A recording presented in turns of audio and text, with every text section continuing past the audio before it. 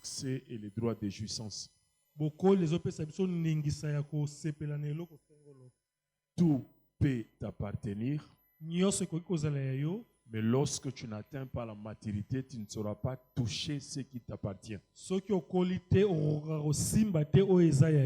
Et ça, c'est un état très dangereux.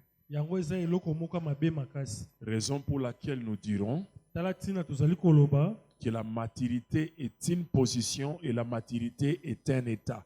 Et c'est là où les promesses s'accomplissent. Galates chapitre 4, le verset 1er. Galates 4, verset 1er. Aussi longtemps que l'héritier est enfant, il ne diffère de rien d'un esclave. Bien que tout lui appartient, mais on les soumet sous des titres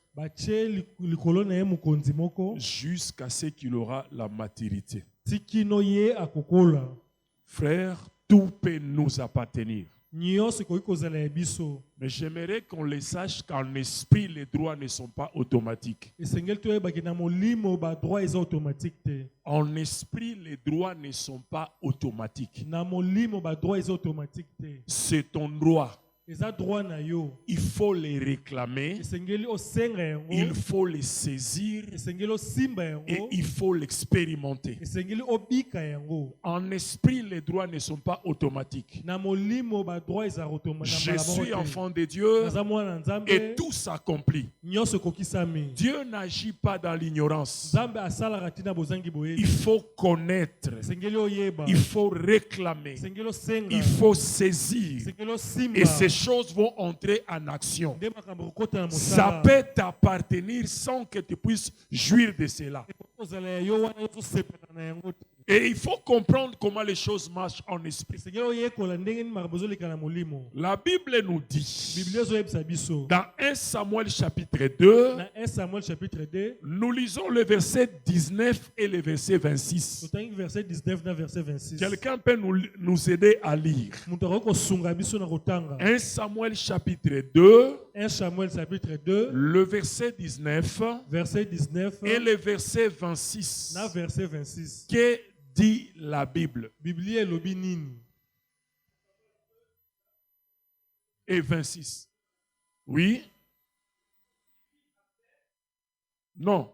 1 Samuel chapitre 2. Sa mère lui préparait chaque année une nouvelle robe. Et l'amenait et ils allaient à la montagne pour apporter des sacrifices. Oui, le verset 26.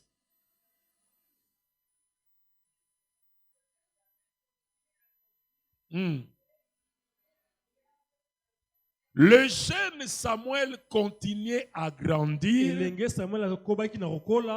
il était agréable à l'Éternel. Tu peux te limiter même. J'aimerais te dire une chose. Comment tu définis ta croissance et ta marche vers la maturité? Le jeune Samuel continuait à grandir et il était toujours agréable devant Dieu. Nous dit la parole de Dieu. Frère, nous allons vers la stature parfaite de Jésus. Et la maturité doit être continuelle dans notre vie. On ne doit pas grandir à un certain moment stagner. Non, nous devons continuer à grandir. Et la Bible dit chaque année, sa mère lui a amené une nouvelle robe. C'est l'image du comportement de l'identité, ce que nous sommes en train de continuer à vivre et à expérimenter. J'aimerais poser une question. Comment toi-même tu trouves ton développement? Comment toi-même tu trouves ta croissance? Comment toi-même tu trouves ton état Le jeune Samuel continuait à grandir. C'est qu'on appelle en hébreu Yalak, qui signifie qu'il coulait. Il marchait, il s'avançait, il avait un parcours et il poursuivait quelque chose. Quelqu'un qui n'a pas de buts, la croissance et la maturité n'ont pas de sens dans sa vie. Tu grandiras pour partir où? Tu grandiras pour poursuivre quoi? Tu grandiras pour atteindre quoi? Le jeune Samuel continuait à grandir. Yalak, comme on dit en hébreu, c'est quelqu'un qui change en poursuivant quelque chose. Tu es en train de monter, mais il y a une poursuite devant toi. Tu es en train de changer et tu aimerais atteindre quelque chose. Tu es en train de couler, tu bouges, tu avances et tu vas vers quelque chose. Quelqu'un qui n'a pas de buts ne pourra pas grandir. Quelqu'un qui n'a pas d'objectif ne pourra pas grandir. Car il est écrit dans la parole, c'est lui qui est affamé trouve même ce qui est ta mère secret. Quelqu'un qui n'a pas de buts n'a pas de choix. Il accepte tout. Il relativise tout. Il justifiera toute la vie ses échecs. C'est parce que je suis au Congo. Je suis à Kinshasa. C'est parce que le paresseux dit qu'il y a les lions sur le chemin. Pour dire qu'il n'a que des justifications à donner quand il échoue. Quand les autres étudient, lui suit Barcelone. Et quand il échoue, le prof là m'a toujours regardé de mauvais œil. Le paresseux a toujours des arguments. Le paresseux a toujours des raisons. J'aimerais te dire, c'est dans les endroits les plus difficiles que les héros sortent. Les héros trouvent toute difficulté comme une opportunité. Et les fainéants cherchent le terrain facile. Il cherche là où rien ne l'arrête. Chaque temps de crise est une semence pour la révélation. Les héros deviennent puissants en face des temps difficiles. Est-ce que quelqu'un est avec moi? Amen. Je vous dis la vérité. Vous savez, il y a quelque chose qui dérange. Beaucoup de chrétiens aujourd'hui, ils n'ont que des arguments à pousser. Les choses ne marchent pas. Les choses ne vont pas. Rien ne bouge. Raison pour laquelle les choses sont comme ça. Je vais te dire, lorsque Coca-Cola est à Paris, on dit, le premier jour on devait vendre, ils avaient vendu qu'à une seule personne. Mais aujourd'hui, c'est une boisson mondiale qui s'impose dans tous les quatre coins. Quelqu'un qui sait qu'il a une semence, même quand il échoue, il sait qu'un jour viendra. Il ne baissera pas les gants. Il sait que nous sommes là pour refléter l'image de notre Père. Les gens peuvent se moquer de toi aujourd'hui. Le problème n'est pas à ce niveau. Qu'est-ce que tu as entre tes mains? C'est ce qui détermine jusqu'où tu partiras. La sémence, c'est le point d'accès. C'est lui qui a la sémence, il a la clé pour l'accès. Même si ça ne va pas aujourd'hui, il sait qu'il a une sémence amère. Un jour, cette sémence deviendra la gerbe dans la joie.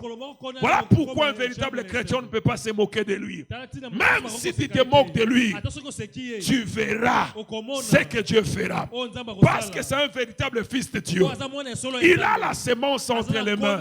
Que celui qui a la sémence entre les mains, en train de pleurer, pleurer. Un jour, il aura la gerbe avec joie. J'aimerais dire à quelqu'un, ce n'est pas le temps de jouer. C'est le temps de voir l'opportunité, même au milieu des difficultés. La Bible dit, lève-toi et brille. Car ta lumière arrive. Le ténèbre couvre les surfaces de la terre. Mais si toi, la lumière de l'Éternel s'élève, c'est au milieu des ténèbres que les étoiles brillent. C'est quand tout semble compliqué que toi tu vois l'opportunité. Tout le monde peut se moquer de toi. Mais toi, tu sais que tu portes une sémence. Tu as la vie de Dieu en toi. Tu as des intentions. Tu as une idée. Tu as un projet. Tu poursuis quelque chose et rien ne pourra t'arrêter. On ne devient jamais mature lorsqu'on ne poursuit rien. Le jeune Samuel continuait à croître et il était agréable devant l'Éternel.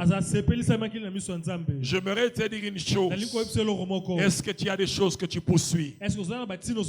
Ou tu es en train de nager dans n'importe quel vent? Le jeune Samuel continue à grandir. Yalak, comme on dit en hébreu. Il croissait. Il grandissait. Il avançait. Il marchait. Il coulait. Il s'avançait. Il poursuivait quelque chose. Et il avait un parcours. Et chaque année, sa mère lui amenait une nouvelle robe. Il l'a amené pour aller sacrifier devant l'Éternel. Écoutez-moi bien. Ce nom Samuel, en hébreu, signifie l'Éternel a exaucé. Mais dans quel contexte l'Éternel a répondu? Sa mère était stérile. Elle ne mettait pas au monde. Et la Bible déclare il y avait un souverain sacrificateur appelé Élie. Il avait vieilli. Il était corrompu. Il était déjà dans l'anomie. Il ne savait plus imposer la loi. Il acceptait n'importe quoi. Ses enfants faisaient des désordres dans les temples. Il avait les yeux troubles.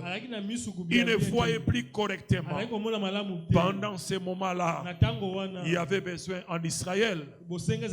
Anne est allée devant l'Éternel en disant, si tu me donnes pas un enfant, si tu me donnes un fils, je te le consacrerai. Dieu a vu qui avait opportunité dans le royaume. Il a donné à Anne un fils qui était Samuel. Et il était devenu serviteur de Dieu. Il remplissait toutes les onctions.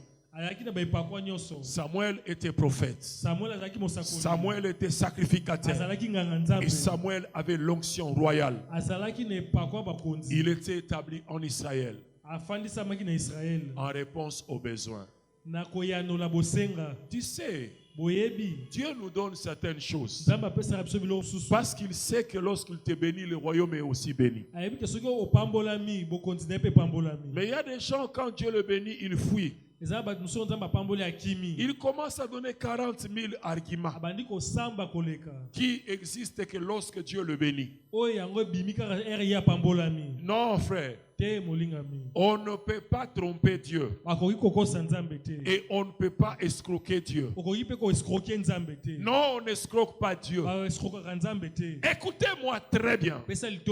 Il ne faut jamais penser que tu peux escroquer Dieu. Il est celui qui sonde le cœur et le rein. Il regarde ton attitude intérieure. Il regarde jusqu'où tu peux partir. Il regarde si en retour tu peux être une bénédiction pour le royaume. Dieu regarde toutes ces choses. J'aimerais dire à quelqu'un, Dieu ne se trompe pas.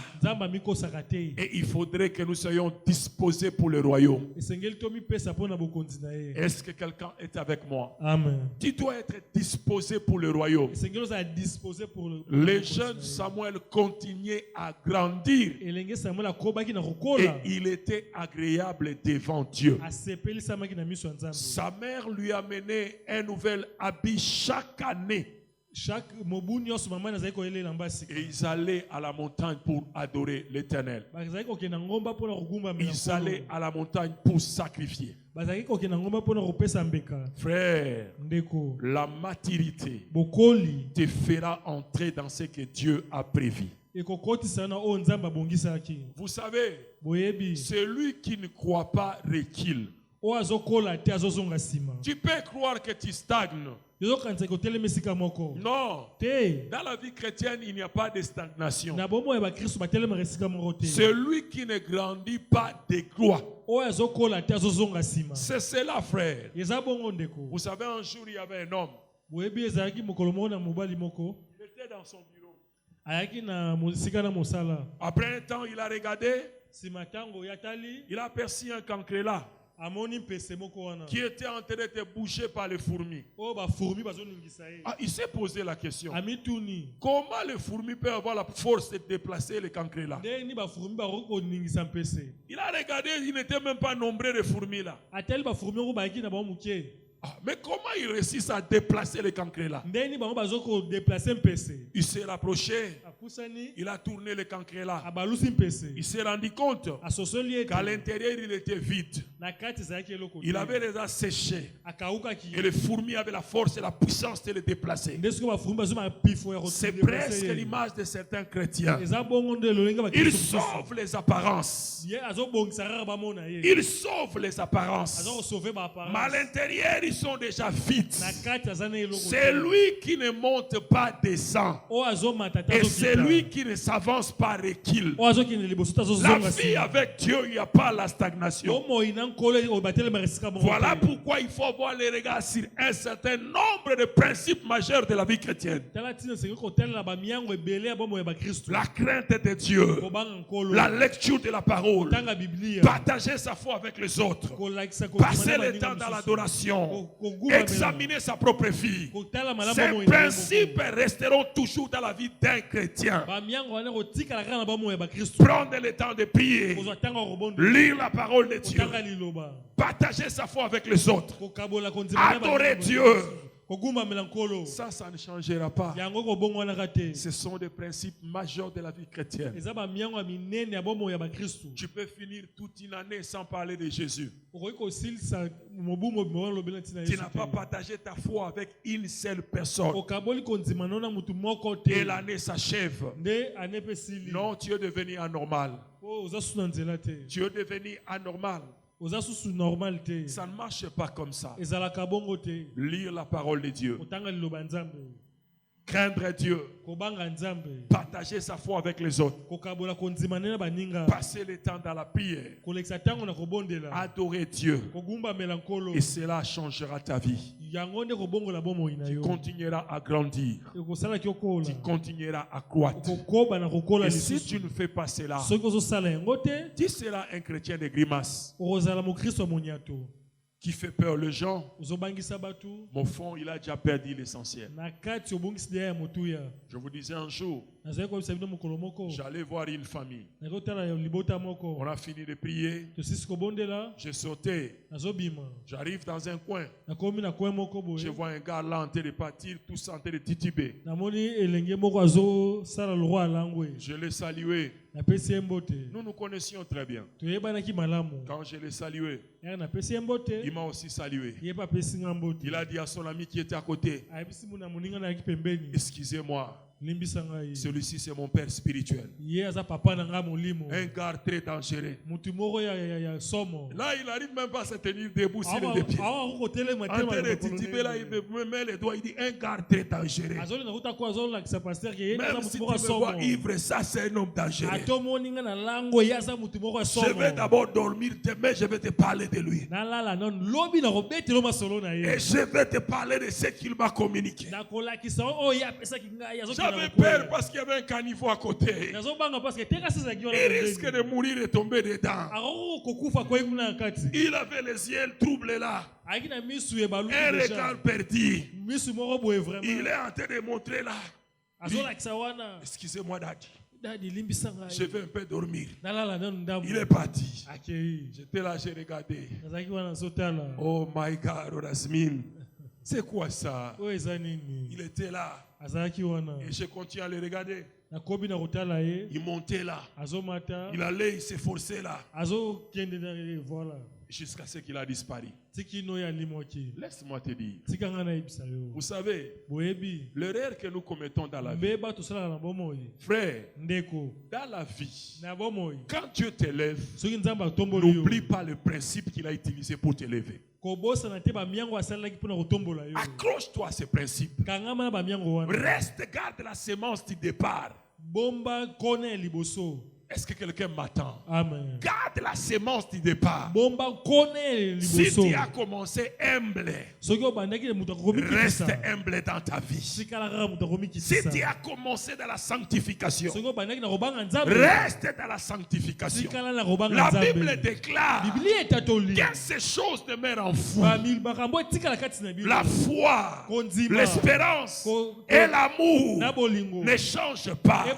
Garde ce principe majeur. La Bible dit que l'Éternel vous sanctifie tout entier. L'âme, le corps et l'esprit. Les gens commencent bien et par après ils changent. Et tout le monde commence à se demander qu'est-ce qui ne va pas avec ses frères. Mais il n'était pas comme ça. Comment il est devenu comme ça? J'aimerais te dire, ne dresse pas une tente en direction de Sodome. Et ne mets jamais en jeu ce que tu n'aimerais pas perdre. Est-ce que quelqu'un est avec moi? Amen. Oh frère, j'étais là, j'étais choqué. Le frère était là en train de tituber, au risque même d'être cogné par une voiture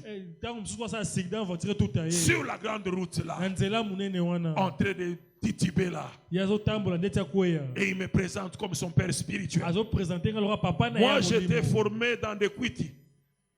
Amen. Moi j'étais formé dans des quittis. J'étais formé dans l'ivrognerie. J'étais formé dans les excès. Moi j'étais formé dans des choses pareilles. Tu m'as déjà vu un jour venir te prendre qu'on aille quelque part boire? Tu m'as déjà vu venir te prendre et t'amener dans un endroit obscène? Non frère, sers Dieu de tout ton cœur. Grandis et garde le principe du départ. Grandis, monte et ne perds pas le principe fondamental. Garde ces choses dans ta vie. Tu as commencé dans la vie de la prière. Continue à prier. Continue à prier. Continue à prier. Et tu monteras. Le jeune Samuel croissait et il demeurait fidèle devant Dieu. Ne change pas cela. Des fois ça fait mal. Oh frère, quand quelqu'un vivait par jour avec $10, là il était frère. Quand il commence à vivre par jour avec $500, il commence à parler avec des terminologies en train de dévisager les gens avec vos églises là, vos histoires là, ceci, cela. Écoutez-moi très bien. Il y avait un homme. Ce jeune homme grandissait à l'église. Il jeûnait, il priait, il jeûnait. Il passait le temps dans la maison de Dieu. Après un temps, on ne sait pas qu'est-ce qui était arrivé. On ne le voyait plus. Il a disparu. Et après un bon bout de temps, on a vu les frères. Il était joufflé là, engraissé, plus de 10 voitures. Et il parlait de Dieu toujours avec dédain. Moi, vos histoires là, je ne peux plus revenir. J'ai compris comment le monde fonctionne. C'était comme ça tous les jours. Il avait une très belle femme, mais sa femme ne faisait que s'effondrer. Elle n'était que fondue. Elle maigrissait. l'air d'une personne qui est au bout de la dépression. Alors les familles commencent à se rassembler. Et ils demandaient qu'est-ce qui ne va pas. La femme n'arrivait pas à dire. Et alors qu'est-ce qui était arrivé? Le frère était parti voir un féticheur. Et le féticheur lui a dit, c'est facile comme bonjour. Je vais faire quelque chose et tu auras l'argent. Amenez-moi seulement $300. Et avec ceci, cela, et je ferai quelque chose. Le frère a amené. Le gars a fait. Il a fait sortir un gros serpent. Il a donné au frère. Il dit, vends à ta maison. Tu mettras ça dans ton armoire. Il y a une seule condition. Toi, tu ne pourras pas dormir dans ta maison. Jusqu'à ce que tu mourras, tu ne dormiras jamais dans cette maison. Tu peux être la journée. Mais la nuit, à partir de 19h, tu ne peux pas être dans cette maison. Tu dois sortir et tu reviendras le matin. Tu trouveras déjà l'argent dans ta chambre. Qu'est-ce qui est arrivé? Chaque 0 heure, le boa sortait de l'armoire. Il vomissait l'argent. Après avoir vomi l'argent, il montait sur son lit. Et ce boa devait sortir avec sa femme. Et c'est ce qui s'est passé. Alors la femme voyait des milliards dans la maison. Mais mentalement c'était insupportable. Elle commençait à maigrir. Elle a maigrissé. Jusqu'à ce que l'homme un jour commençait à s'imposer. Mais qu'est-ce qui ne va pas? Tu as tout, pourquoi tu maigris? La femme commençait à expliquer à son mari. Son mari s'est fâché. Alors que le féticheur avait dit, tu ne dormiras jamais dans la maison. Et quand tu vas mettre ce seboa dans l'armoire, tu n'oublieras plus jamais cette armoire. Lui-même sait quand est-ce qu'il faut ouvrir et sortir. Toi, tu n'ouvriras plus jamais l'armoire. Mais quand sa femme a dit que ce serpent venait vers elle, non, il s'est fâché. Il a pété les plombs. Il est sauté sur l'armoire. Il oublie que le monde spirituel, c'est un monde de principes. Il a cassé la porte, il a ouvert. Il a cru que là, c'est le sueur et le muscle. Il était là en train de râler, en train de parler. Il parlait. C'est là où tu connais la valeur des frères. Maintenant, des frères que tu négliges là, les frères là qui prient, tu les trouves comme des malheureux, des misérables. C'est là où tu comprendras leur valeur. Tu les trouves comme des gens inutiles. C'est là où tu verras qu'ils sont importants. Alors il a ouvert l'armoire. Après avoir ouvert l'armoire, il s'est souvenu qu'il a brisé le principe. Comme il était en colère, advient que pourra. Non, on ne s'était pas convenu comme ça. Ils sont allés au-delà des principes. Le diable te donne par une main, il te maudit par une autre. Alors, le soir, il commençait à avoir des vertiges. On cherchait le frère pour prier pour lui. Il avait déjà insulté tous les frères. Personne ne pouvait venir. Il était là dans la maison. Et le soir, il a eu l'incendie à la maison. La maison a brûlé. Une voiture vers Lubumbashi a brûlé. L'autre camion qui allait dans tel coin a commis un accident. En un seul jour, tout s'est effondré. Et lui-même est tombé malade. Et dans quelques jours, il est décédé. Je vais te dire une chose.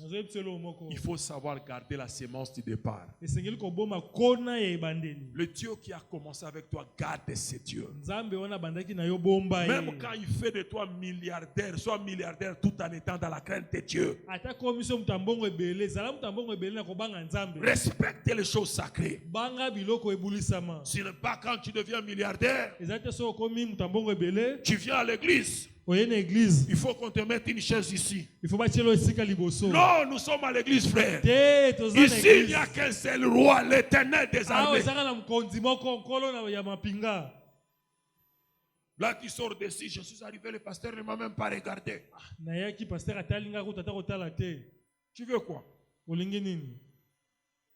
Moi-même, je m'assois là-bas. Je ne meurs pas. C'est seulement toi qui vas mourir.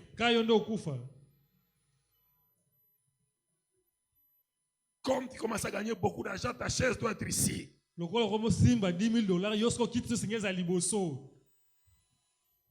À l'église, ces choses n'existent pas. Quand quelqu'un a un peu plus de moyens, celui qu'on met devant. Et quand quelqu'un a moins de moyens, celui qu'on met en arrière. Non, frère, à l'église, c'est pas comme ça. Celui que tu négliges aujourd'hui, t'aimes, Dieu peut le bénir et peut devenir grand. Même dans le monde, on a dit Mokilimbangantaba. Aujourd'hui, ça bouge et ça bouge. Qui t'a dit que l'autre restera pauvre pour toujours? Ne néglige personne dans la vie. Il faut savoir respecter et honorer tout le monde. Si tu es avec moi, dis Amen. Amen.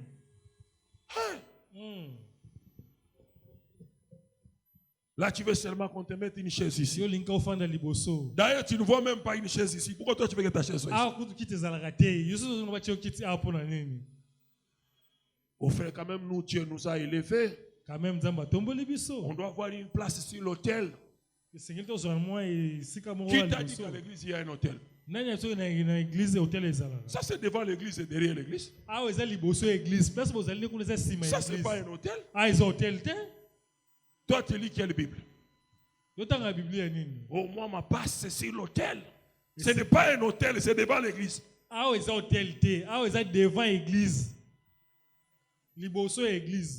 Tu vois quelqu'un, on le salue là, il devient triste. Je n'ai pas compris. Le pasteur ne nous a pas honorés. Il fallait quand même qu'on soit devant. Comme quelqu'un me disait, si les fidèles d'ailleurs viennent nous trouver là-bas, tu vois ce que ça va faire.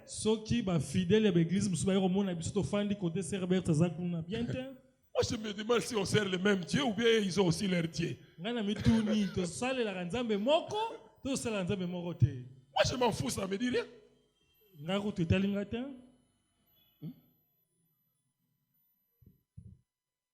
Tu vois quelqu'un qui marche la veste, qu'est-ce qu'il ne va pas faire? Avec 3-4 personnes à ses côtés, à Simbi Bible, à Simbi Moulaga, Will.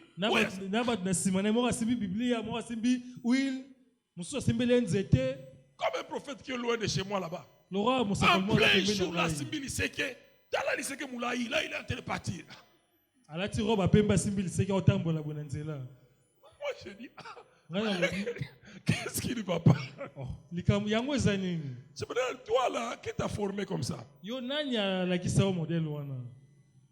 quand il me voit, il a honte parce qu'il sait que je vais réagir. Qu'est-ce qui ne va pas? Frère, moi je ne t'ai pas enseigné des choses comme ça. Moi je ne t'ai pas enseigné ça. N'oublie pas que le sel ne fait pas la publicité. Mais ça se vend partout dans le monde.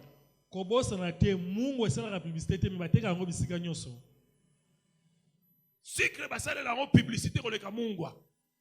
Mais mungwa était comme partout on vend le sel. Amen. Moi mon place monte bacho venez acheter le sel de telle qualité za mungwa kaka basomba. Amen. Okera nganda kabri ezali. Amen. Oh poulet mayo ukuta mungwa. À la maison il y en a, dans les hôtels, dans les restaurants, partout il y a du sel. Mais ça la publicité. Une manière te dit sois vrai. Sois vrai. Tu n'auras pas besoin de beaucoup parler. Même quand tu gardes le silence, Dieu parlera au travers de toi. Amen. Amen. Frère, je vous dis la vérité. Moi, je ne vous ai pas enseigné l'évangile de grimace là. Trop l'autorité extérieure. Quand tu arrives quelque part, tu veux seulement que l'on sache que tu es là. Non, frère. Et tout ça, nos frères sont en train de copier ça du Nigeria. Tu sais, quand tu arrives au Nigeria, dans les églises, des fois, tu seras scandalisé. Tu vois quelqu'un qui arrive là en retard. Vous commencez déjà à prier. Lui, il est à l'extérieur. Quand sa grosse voiture entre, tout s'arrête. Now we want to introduce the man of God. Almost powerful man of God of this country. The apostles, the prophets, the great man of God. Moi, je demande même lui-même, c'est ça comment on le présente comme ça. Là, il est dehors, il s'apprête. Il allume son micro sans fil. Et là, vous arrêtez tous vos micros. Il se tient debout là. Et il commence à entrer. Now the presence of God is here. The new things want to take place. The impartation of Holy Ghost. Donc tu veux dire quand les gens adoraient là, Dieu n'était pas là. Tu es seulement Dieu vient, c'est quand toi tu arrives. Il y a des gens là sont comme des ignorants. Tous les jours ils viennent dans un endroit comme ça. Quand tu vois des choses comme ça, sors sans permis, part. Dieu ne partage pas sa gloire avec un homme. On peut honorer les hommes de Dieu, mais pas en remplacement de Dieu. Oh. Vous avez besoin qu'on me présente chez vous. Parce que vous ne me connaissez pas. Le lundi, on me présente. Mardi, mais c'est quoi? Lundi, dimanche. Ça ressemble à un mari.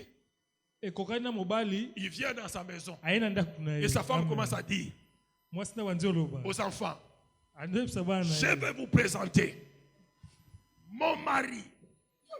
C'est la folie. Mais c'est ça que vous faites tous les jours dans vos églises.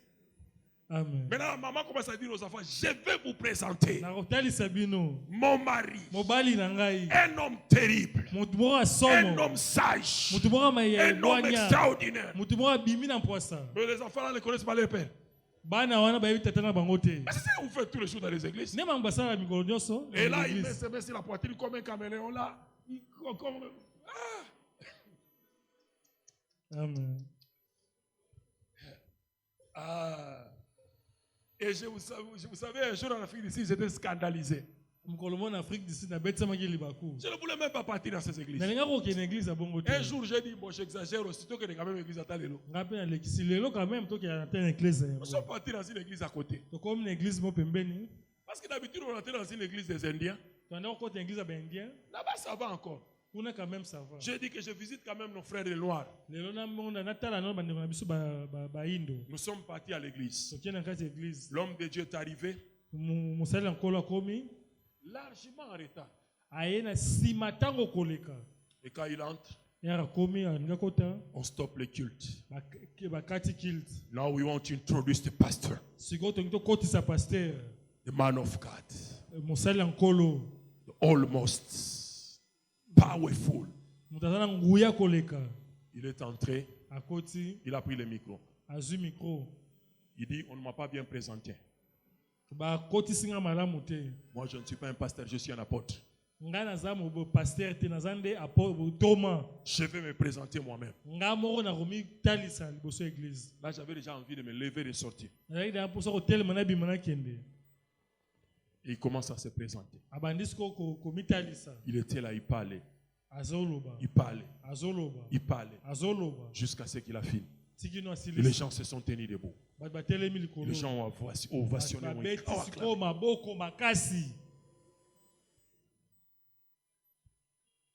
Il prend le micro. Et là où il m'a scandalisé à mort. Des fois, vous vous posez la question pourquoi je suis venu en retard. Je suis venu en retard. Je voulais que les petits enfants se fatiguent. Que seuls les hommes matures restent pour m'entendre. Et c'est eux qui vont recevoir maintenant. Après tout le bruit là, on n'a rien vu. On n'a rien vu. Attends, il n'y en avait pas. Tu vois comment Dieu fait les gens? Il dit, j'ai entendu que les petits enfants se fatiguent et qu'ils partent. Et les adultes vont s'abreuver de l'onction de l'esprit. Ils vont recevoir l'impactation. Moi j'étais là, we are waiting. We are waiting. Il était là, il a parlé. Il commence le service.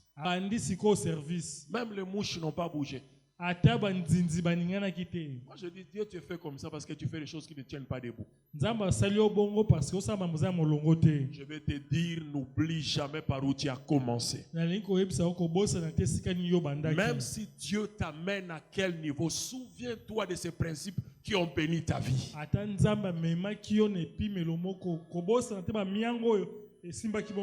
Garde ces valeurs en toi. Et cela sera le signe de la maturité.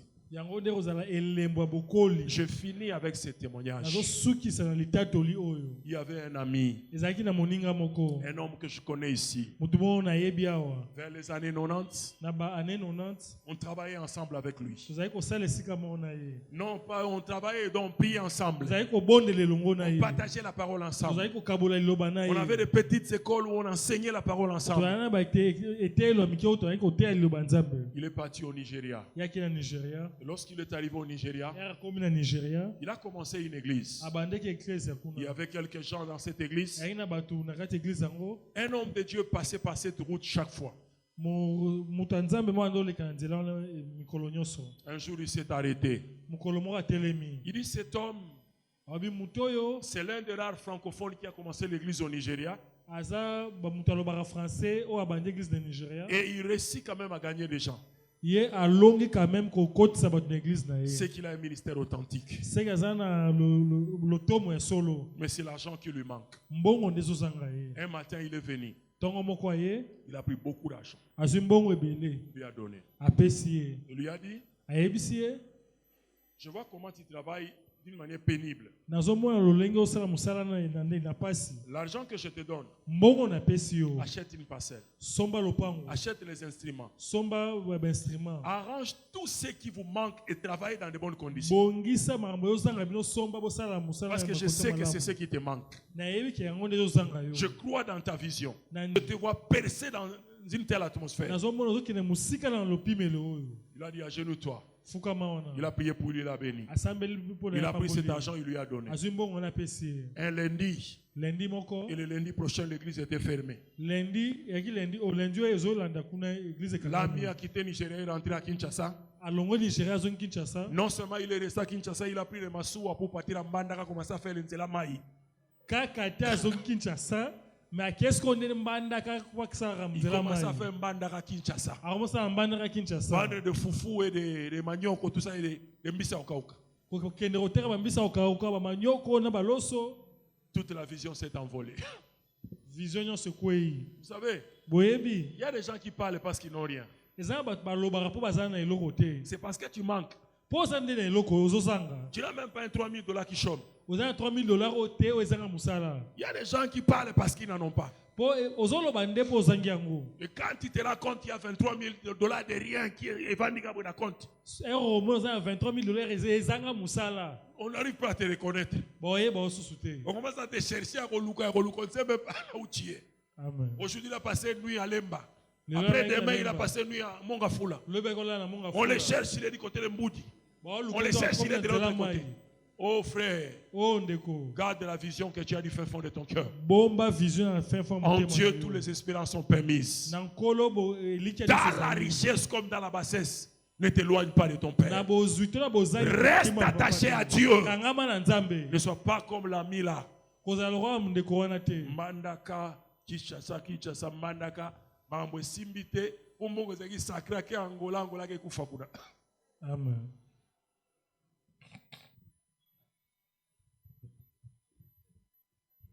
Kopesa nga ebele te sinon na kopengwa. Amen. Kopesa nga pe muke te, Nzambe pesa nga ekoki. Nga pesa nga ebele totala so na kopengwa. Amen. Amen. Na pengwa pwani. Na pengweleli nini? On a commencé à prier tout ça sur la nef, antile on a ajo pengwa. O pengwa poke de wa, poke de sani. Amen. Ce que tu fais là, ce ne sont pas des actes excellents, c'est une nature. Ce que l'on peut voir pour la que ça là, nini. Quand Dieu te donne, reste à côté de Dieu. Ça c'est la maturité. Tu changes de langage, tu commences à parler de l'église comme si c'était la barre moroboye. Avec des langages un peu trop bizarres là. Tu dénigres tout. J'atterris en te disant, tu ne t'es jamais posé la question. Pourquoi l'État connaît que ça ce sont des sectes, ça ce sont des bonnes églises, mais quand on te poigne.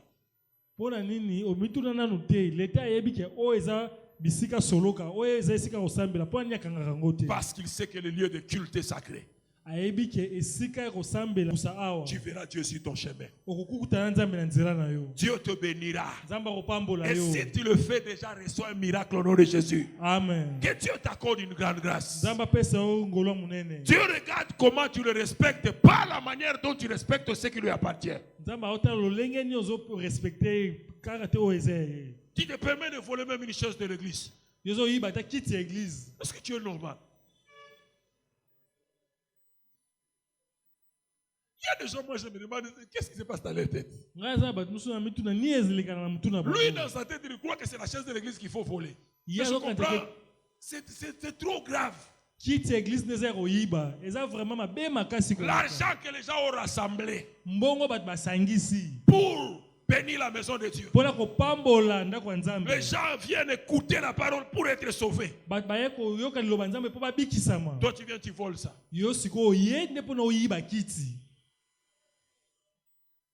Tu voles le chef de l'église. Et tu prends la poudre de scampette. Non. Ça ne se passe pas comme ça. Il faut respecter les choses sacrées. C'est un signe de la maturité. Tu viens, tu vois de la poussière. Tu prends l'étoffe, tu essuies. C'est de la maturité. Tu comprends la valeur des choses sacrées. Si tu ne comprends pas ça, même la prière ne saura pas enlever cette malédiction. Je connais les gens pour lesquels on a prié. Dieu dit, je l'ai pardonné, mais je vais seulement les tuer. Je me souviens, c'était au Nigeria. Un ami est mort comme ça. On a prié jusqu'à ce qu'un grand homme de Dieu nigérien est venu lui-même prier pour l'autre ami là. Il était fatigué, il s'est croisé vers 23 h il est venu juste dans les quartiers, on a mis des prier pour l'ami là. Il a pleuré, il a dit, Seigneur, aie pitié de ce jeune homme. Dieu a dit, je l'ai pardonné, mais il mourra seulement. L'homme de Dieu est sorti, il commence à faire des hoquets, à 2 h du matin, il est mort. Frère, il ne faut pas jouer avec les choses saintes. Amen. Quand nous cotisons, nous achetons les choses de l'église, toi tu viens voler ça. Il ne faut jamais faire des choses comme ça. Ça, c'est de l'inconscience à dernier degré. Respecte les choses sacrées. Plus tu contribues, plus Dieu te bénira. Et il te fera du bien. Si tu es avec moi, nous disons Amen. Amen. Il faut venir à culte à temps. Il ne faut